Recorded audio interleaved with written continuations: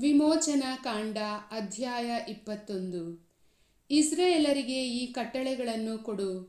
ನಿಮ್ಮಲ್ಲಿ ಯಾವನಾದರೂ ಒಬ್ಬ ಹಿಬ್ರಿಯನನ್ನು ಗುಲಾಮನನ್ನಾಗಿ ಮಾಡಿಕೊಂಡರೆ ಆ ಹಿಬ್ರಿಯನು 6 ವರ್ಷ ಗುಲಾಮನಾಗಿ ದುಡಿದು 7ನೆಯ ವರ್ಷ ಏನೂ ಕೊಡದೆ ಬಿಡುಗಡೆಯಾಗಿ ಹೋಗಬೇಕು.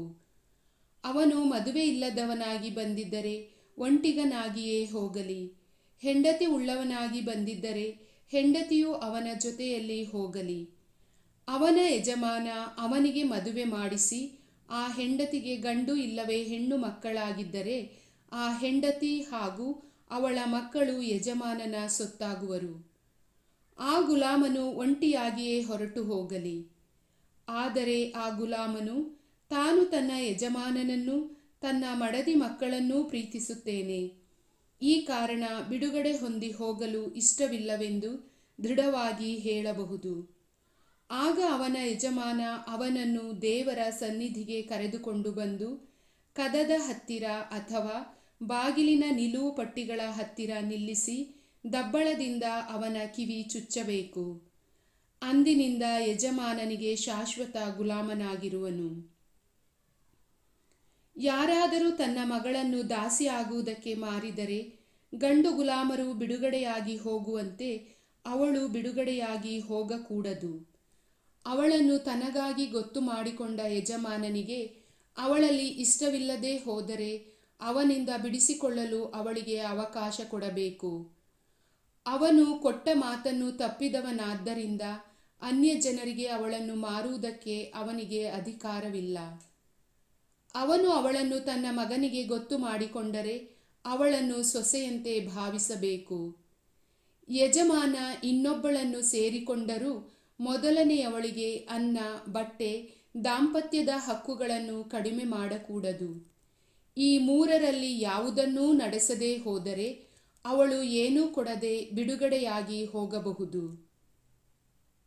ಮನುಷ್ಯನನ್ನು ಹೊಡೆದು ಕೊಂದವನಿಗೆ ಮರಣದಂಡನೆಯಾಗಬೇಕು. ಆದರೆ ಕೊಲ್ಲಬೇಕೆಂಬ ಯೋಚನೆ ಇಲ್ಲದೆ ಆಕಸ್ಮಿಕವಾಗಿ ಒಬ್ಬನ ಹತ್ಯೆ ಆಗಿದ್ದರೆ ಆ ಹತ್ಯೆಗೆ ಕಾರಣವಾದವನು ನಾನು ನೇಮಿಸುವ ಆಶ್ರಯ ಸ್ಥಳಕ್ಕೆ ಓಡಿ ಹೋಗಿ ಬದುಕಬಹುದು. ಕೊಲ್ಲಬೇಕೆಂಬ ಉದ್ದೇಶದಿಂದಲೇ ಮತ್ತೊಬ್ಬನನ್ನು ಮೋಸದಿಂದ ಕೊಂದವನು ನನ್ನ ಬಲಿಪೀಠದ ಬಳಿಯಿದ್ದರೂ ಎಳೆದು ಅವನಿಗೆ ಮರಣದಂಡನೆ ಕೊಡಬೇಕು. ತಂದೆಯನ್ನಾಗಲಿ ತಾಯಿಯನ್ನಾಗಲಿ ಹೊಡೆದವನಿಗೆ ಮರಣದಂಡನೆ ಆಗಬೇಕು. ಒಬ್ಬನು ಮತ್ತೊಬ್ಬನನ್ನು ಕದ್ದೊಯ್ದು ಅವನನ್ನು ಮಾರಿದ್ದರೂ ಅಥವಾ ತನ್ನಲ್ಲೇ ಕೈದಿಯಾಗಿಟ್ಟುಕೊಂಡಿದ್ದರೂ ಅಂಥವನಿಗೆ ಮರಣದಂಡನೆಯಾಗಬೇಕು. ತಂದೆಯನ್ನಾಗಲಿ ತಾಯಿಯನ್ನಾಗಲಿ ಶಪಿಸುವವನಿಗೆ ಮರಣದಂಡನೆ ಆಗಬೇಕು. ಇಬ್ಬರು ಜಗಳವಾಡುತ್ತಿರಲು ಒಬ್ಬನು ಮತ್ತೊಬ್ಬನನ್ನು ಕಲ್ಲಿನಿಂದಲೋ ಮುಷ್ಟಿಯಿಂದಲೋ ಹೊಡೆದುದರಿಂದ ಅವನು ಸಾಯದೆ ಗಾಯಗೊಂಡು ಕೆಲವು ಕಾಲ ಹಾಸಿಗೆ ಹಿಡಿದಿರಬಹುದು. ಅನಂತರ ಎದ್ದು ಕೋಲೂರಿ ತಿರುಗಾಡುತ್ತಿರಬಹುದು. ಇಂಥ ಸಂದರ್ಭಗಳಲ್ಲಿ ಹೊಡೆದವನಿಗೆ ಶಿಕ್ಷೆಯಾಗಬಾರದು. ಆದರೆ ಗಾಯಗೊಂಡವನು ಕೆಲಸ ಮಾಡಲಾರದೆ ಹೋದ ಕಾಲಕ್ಕೆ ತಕ್ಕಷ್ಟು ಹಣ ಕೊಡಬೇಕು ಹಾಗೂ ಅವನು ಪೂರ್ಣ ಸ್ವಸ್ಥನಾಗುವವರೆಗೂ ನೋಡಿಕೊಳ್ಳಬೇಕು. ಒಬ್ಬನು ತನ್ನ ದಾಸನನ್ನಾಗಲಿ ದಾಸಿಯನ್ನಾಗಲಿ ಕೋಲಿನಿಂದ ಹೊಡೆದು ಅಲ್ಲೇ ಸಾಯುವಂತೆ ಮಾಡಿದ್ದರೆ ಅವನಿಗೆ ತಕ್ಕ ಶಿಕ್ಷೆ ಆಗಬೇಕು. ಆ ಆಳು 1-2 ದಿನ ಜೀವದಿಂದ ಉಳಿದಿದ್ದರೆ ಯಜಮಾನನಿಗೆ ಶಿಕ್ಷೆ ವಿಧಿಸಬಾರದು. ಆ ದಾಸದಾಸಿಯರು ಅವನ ಸ್ವತ್ತು. ಜನರು ಜಗಳವಾಡುವಾಗ ಗರ್ಭಿಣಿಯಾದ ಒಬ್ಬ ಹೆಂಗಸಿಗೆ ಏಟು ತಗಲಿ ಅವಳಿಗೆ ಗರ್ಭಸ್ರಾವ ಆಗಿ ಬೇರೆ ಯಾವ ಹಾನಿಯೂ ಆಕೆಗೆ ಆಗದೇ ಇದ್ದಲ್ಲಿ ಆ ಹೆಂಗಸಿನ ಗಂಡನು ನ್ಯಾಯಾಧಿಪತಿಗಳ ಸಮ್ಮತಿಯಿಂದ ಎಷ್ಟು ಹಣವನ್ನು ಗೊತ್ತು ಮಾಡುತ್ತಾನೋ ಅಷ್ಟನ್ನು ಹೊಡೆದವನು ಕೊಡಬೇಕು. ಬೇರೆ ಹಾನಿಯಾದ ಪಕ್ಷಕ್ಕೆ ಪ್ರಾಣಕ್ಕೆ ಪ್ರತಿಯಾಗಿ ಪ್ರಾಣ, ಕಣ್ಣಿಗೆ ಕಣ್ಣು, ಹಲ್ಲಿಗೆ ಹಲ್ಲು, ಕೈಗೆ ಕೈ, ಕಾಲಿಗೆ ಕಾಲು, ಬರೆಗೆ ಬರೆ, ಗಾಯಕ್ಕೆ ಗಾಯ, ಏಟಿಗೆ ಏಟು, ಈ ಮೇರೆಗೆ ಪ್ರತಿದಂಡನೆಯಾಗಬೇಕು. ಒಬ್ಬನು ತನ್ನ ದಾಸನ ಅಥವಾ ದಾಸಿಯ ಕಣ್ಣಿಗೆ ಹೊಡೆದು ನಷ್ಟಪಡಿಸಿದರೆ ಆ ಕಣ್ಣಿಗೆ ಈಡಾಗಿ ಆ ದಾಸನನ್ನು ಬಿಡುಗಡೆ ಮಾಡಬೇಕು. ದಾಸನ ಅಥವಾ ದಾಸಿಯ ಹಲ್ಲನ್ನು ಹೊಡೆದು ಉದುರಿಸಿದರೆ ಅದಕ್ಕೆ ಈಡಾಗಿ ಆ ದಾಸನನ್ನು ಅಥವಾ ದಾಸಿಯನ್ನು ಬಿಡುಗಡೆ ಮಾಡಬೇಕು.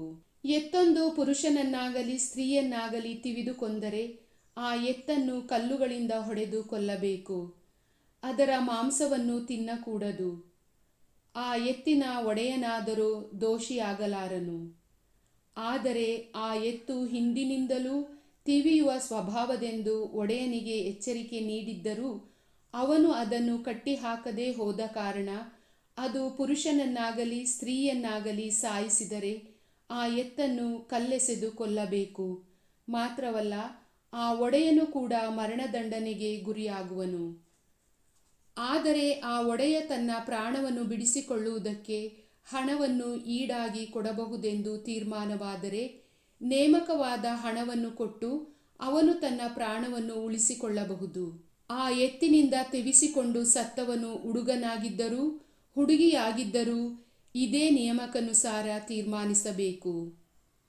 ತಿವಿಸಿಕೊಂಡು ಸತ್ತವರು ದಾಸದಾಸಿಯರಾಗಿದ್ದರೆ ಅವರ ಯಜಮಾನನಿಗೆ 30 ಬೆಳ್ಳಿ ನಾಣ್ಯಗಳನ್ನು ಈಡು ಕೊಡಿಸಬೇಕು ಮತ್ತು ಆ ಎತ್ತನ್ನು ಕಲ್ಲೆಸೆದು ಕೊಲ್ಲಿಸಬೇಕು.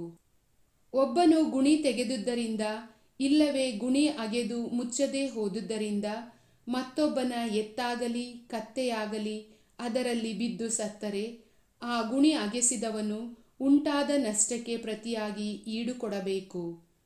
ಆ ಪ್ರಾಣಿಯ ಒಡೆಯನಿಗೆ ಅದರ ಕ್ರಯವನ್ನು ಕೊಡಬೇಕು. ಸತ್ತ ಪ್ರಾಣಿಯನ್ನು ತಾನೇ ತೆಗೆದುಕೊಳ್ಳಬಹುದು.